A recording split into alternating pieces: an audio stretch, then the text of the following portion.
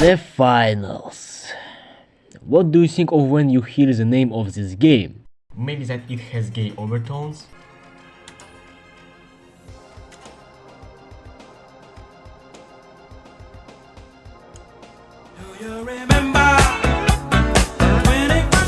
LGBTQ? Yes. Or that you can get rich in it by collecting coins from killed players?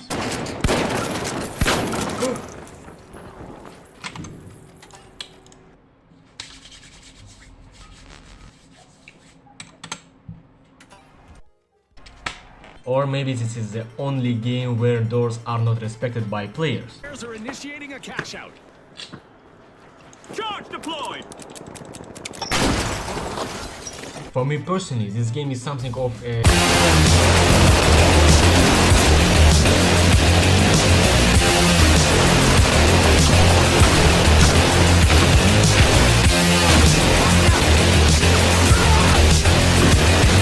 This game is both very strange and very interesting, because in what other game can you destroy half of the game world, thereby crushing not only your opponents but also your partners with the rubble of buildings, while using only one small hammer? So in what other game can you put a white Swain custom for ballerines on your character's fat ass and jump across the rooftops like crazy? That's it. Nowhere. In general, I am a fan of customizing my characters in games, putting all sorts of hats, accessories and various things on them. But this is already too much. The game amazes me with its dynamics. It's very cool, but there is one nuance.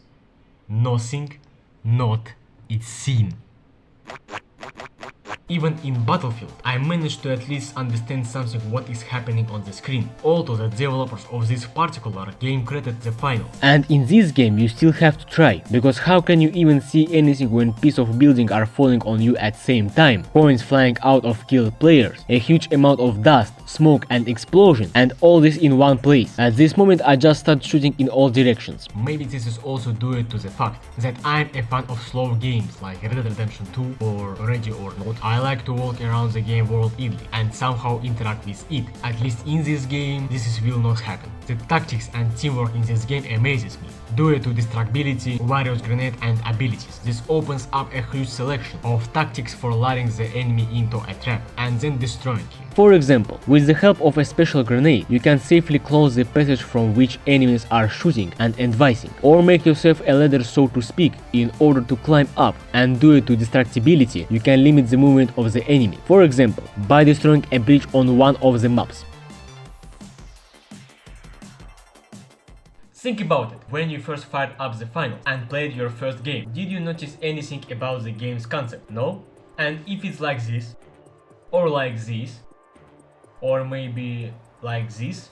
Yes, this is a commercial game about money. Everything in this game, from microtransaction to the gameplay itself, is tightly connected with money. Everything that happens in the game is a huge show in which the main task of all players is to earn as much money as possible, and for this you fight with each other. This concept arose due to the game developer's strong attraction to money, and he decided to reflect this in his game. As you may have noticed, there are three classes in the game: small, medium and large. Small is an assassin, the most mobile and fastest class, which deals a huge amount of damage with its weapons. His speed is his main weapon. He is very difficult to hit, and due to his small model, this process becomes even more difficult. In the right hand, this class is mortal. Medium is a support class. It can heal its allies and put up a shield, but it can also shoot people in the head, because it is armed with assault rifles that deal good damage, and its movement speed is average. The big one is a tank, absorbs a huge amount of damage and destroys everything in its path. As you already understood, very good in defense, a heavy guy with a heavy deadly guns,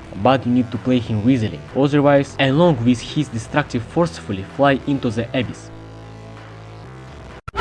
Now let's talk in more detail about the weapons of all three classes. The little one is armed with SMGs, pistols, melee weapons, a shotgun, sniper rifles, semi-automatic rifles and also throwing weapons. The middle one is armed with automatic rifles, grenade launchers, melee weapons, shotguns and a revolver. The big one is armed with a flamethrower, machine guns, shotguns, melee weapons and a grenade launcher. In general, each of them can easily kick your ass. Do you see this? Yes, they're fucking the finals graphics. This is certainly not next gen, but it's pleasing to the eye. Pleasant shadows, pleasant lighting and high quality textures. On my RTX 3060 12GB, this game runs with a bang. Even tough, I don't have the maximum graphics settings because I'm not dependent on graphics and FPS but in games, but I tested my system on maximum graphics settings. It would seem that this game was made on the Unreal Engine 5. Everything should slow down and crash.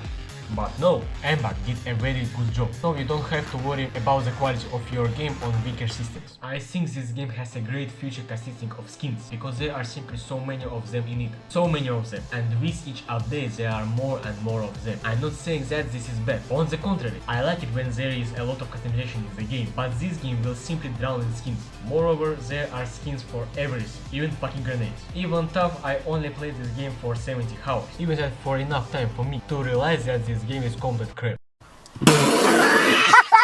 Write in the comments what next game I should review in my next video. Thank you for watching this video to the end. Like and subscribe to the channel so as not to miss new interesting and funny game reviews. Bye.